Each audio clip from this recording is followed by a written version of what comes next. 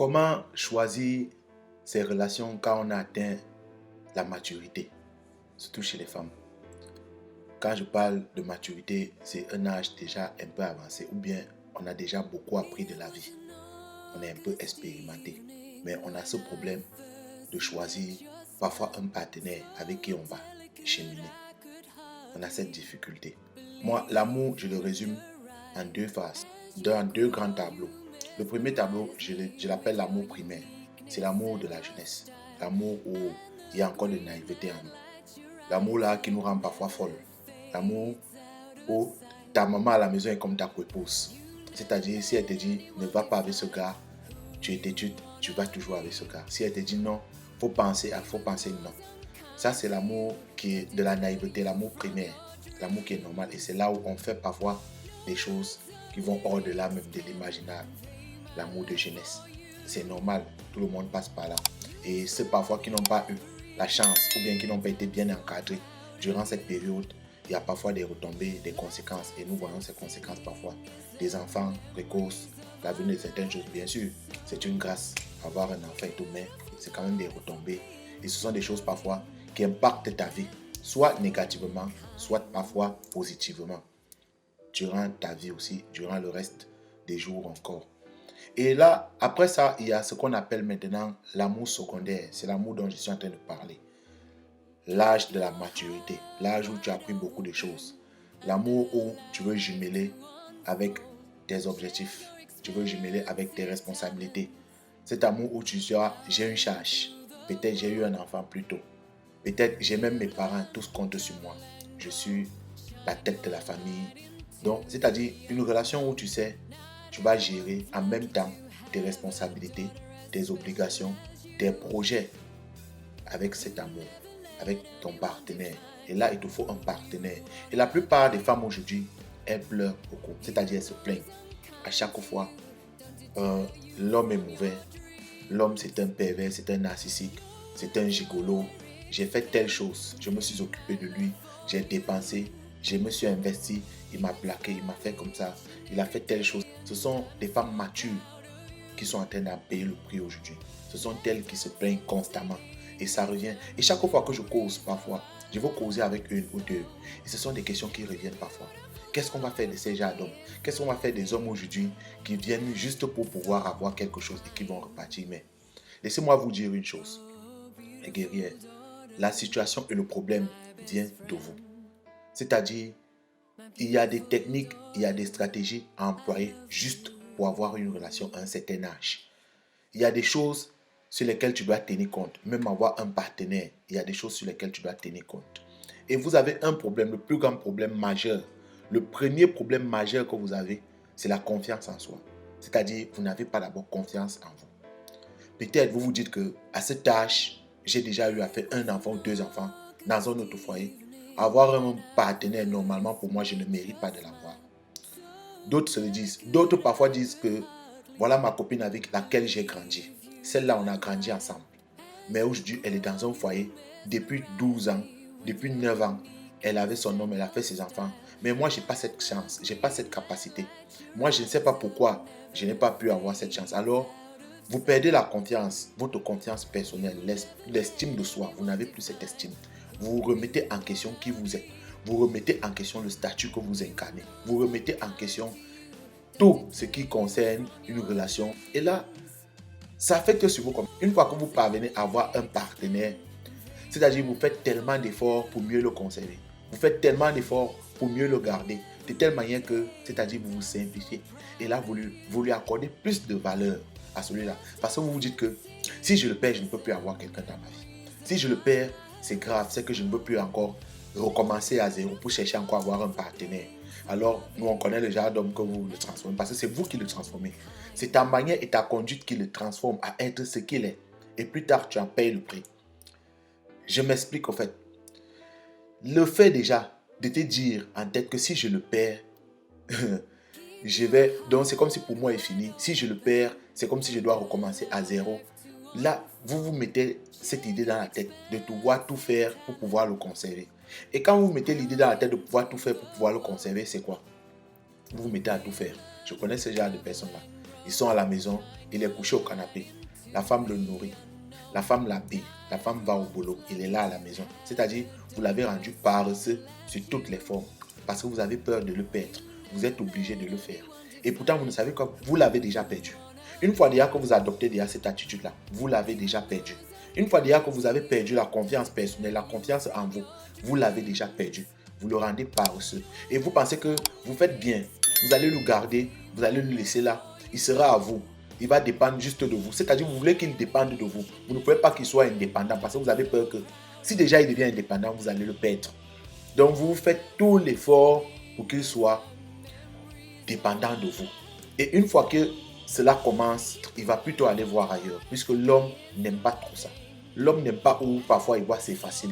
Une fois que l'homme voit que c'est facile, il a ce qu'il veut, il parle comme il veut, il fait ce qu'il veut, on fait immédiatement, il se sent gêné parfois. Parfois il veut voir où on va aussi lui donner les mots de tête. Il veut voir où une femme va aussi le faire courir. Et quand ça se passe, vous pleurez parfois, vous venez vous plaindre. C'est-à-dire, vous ne comprenez pas. C'est une chose que vous devez comprendre. C'est une technique et une façon de voir la chose autrement. C'est du mindset, c'est du développement. À un moment de la vie, il faut avoir l'esprit clair. Il faut laisser l'amour, c'est plus trop dit, je l'aime, je peux mourir pour lui, je peux encaisser des balles pour lui. À un certain moment dans la vie, bien sûr, l'amour est indispensable. Bien sûr, à un âge, on a besoin d'être aimé. Rien n'est plus fort quand on se sent aimé. Il n'y a rien de plus beau de se sentir aimé par quelqu'un. Il n'y a rien de plus beau de partager un amour avec quelqu'un. Mais il y a des choses, il y a des conditions aussi parfois. Et si à un certain âge, à un certain niveau de ta vie, à un certain moment de ta vie, tu n'essaies pas de réguler ça, tu n'essaies pas de comprendre, de jumeler cette réalité-là et cet amour, tu vas te perdre, tu vas t'égarer et tu vas en payer les prix tellement forts. Ça sera tellement violent. Et nous voyons les conséquences aujourd'hui. Il y a celles qui me regardent, celles qui m'écoutent, qui savent de quoi je parle. Tu as rendu l'homme paresseux, c'est-à-dire il commence à profiter de toi.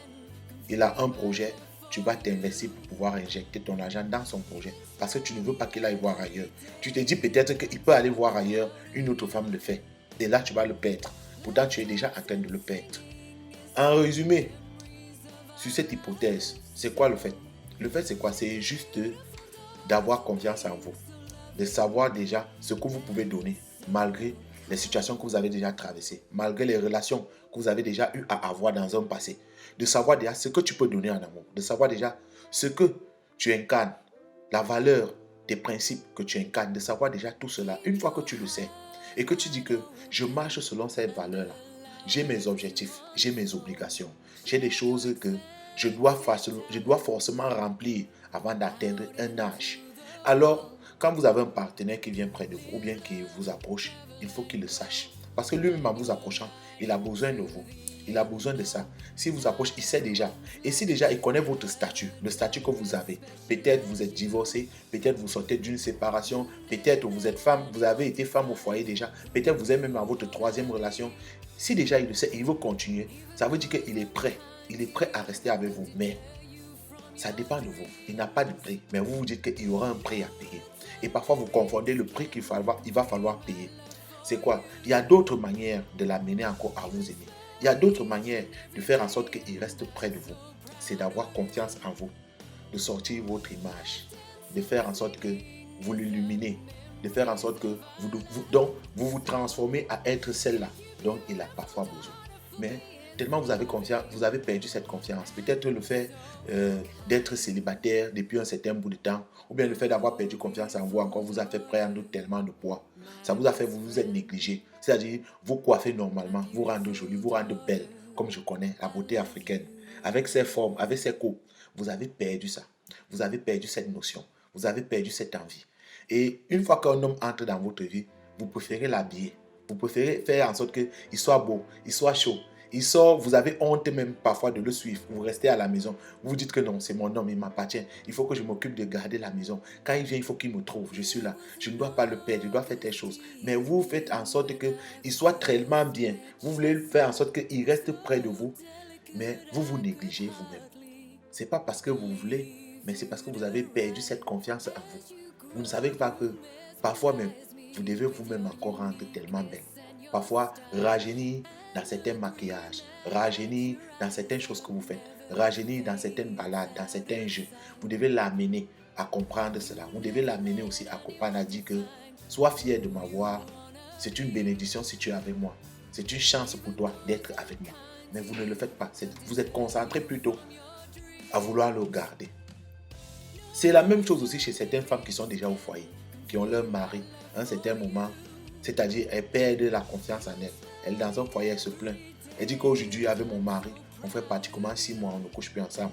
On fait pratiquement 1 an, on ne couche plus ensemble. Il n'y a plus ça entre nous. Il n'y a plus, mais je suis avec lui parce qu'on a des enfants, parce que c'est mon mari. Et si je vais voir ailleurs, je ne vais plus trouver. Je vais encore aller où? C'est parfois normal. Parfois, c'est difficile de quitter un foyer où tu as fait des enfants avec un homme, avec un certain âge, et de trouver encore une autre relation où tu peux facilement t'épanouir. Mais tu peux changer la donne chez toi. Tu peux changer la donne dans ton foyer. Tu peux changer les choses dans ta relation. Tu peux voir autrement. Tu peux essayer de faire en sorte que ton mari soit attiré par toi d'une autre façon. Tu dois modifier. Tu dois avoir confiance en toi. Tu dois savoir cela. Tu as des qualités. Tu as une personnalité. Tu as quelque chose qui est en toi, qui est inné, qui est personnel. Aucune femme ailleurs ne peut avoir cela. Tu dois le savoir. Et alors, à un certain moment-là, tu dois essayer de mûrir cette chose. Tu dois essayer parfois de peaufiner cela, de faire en sorte que cette chose ressort le plus. Parce que tu sais que c'est avec ça que j'attrape plus. C'est avec ça que mon mari s'intéresse plus à moi. Alors tu ne dois pas le négliger. Tu ne dois pas essayer de négliger cela. Tu dois prendre cela au soin. Je le dis et je le répète. La première des choses pour une femme mature, la chose la plus essentielle pour pouvoir avoir une très bonne relation, avoir un très bon homme, savoir garder un homme près d'elle, c'est d'avoir confiance en elle. Une fois que tu as confiance en toi, tu es capable de donner tes exigences à un homme parce que tu as confiance en toi déjà. Tu es capable de lui donner certains ultimatums. Tu es capable de lui dire que je veux qu'on fonctionne comme ça, je veux qu'on fonctionne comme ça. Tu es capable déjà de pouvoir lui faire voir la vie autrement parce que tu as confiance en toi. Et si déjà tu parviens à le faire, tu vas le garder. Peut-être je ferai une partie 2 parce que sur ce sujet, j'en ai tellement à dire. J'ai tellement de choses à dire, mais je vais m'arrêter ici aujourd'hui. Ayez confiance en vous. Abonne-toi sur la chaîne. J'aime le pouce, j'aime ça. Like la chaîne. Mets-moi quelque chose en commentaire.